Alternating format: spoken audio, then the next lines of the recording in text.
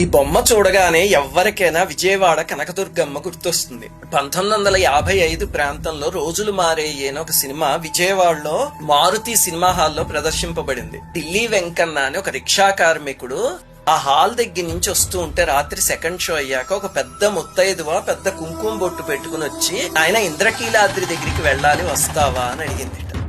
సరేనమ్మా అని ఎక్కించుకుని తీసుకువెళ్తుంటే, ఏమిటి నాయనా ఇంత అర్ధరాత్రి రిక్షా నడుపుతున్నావు, భయం లేదా నీకు అంటే, దుర్గమ్మ ఉంది కదా మా అమ్మ అన్నట్ట.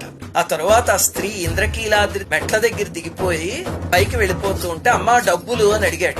నీ తలపాగా మడతలో పెట్టాను రా చూసుకో అందిట.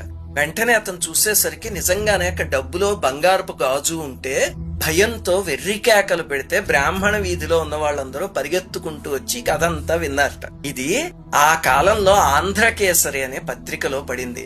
ఆ గాజు బొమ్మలతో సహా వేశారు ఆ పత్రికలో.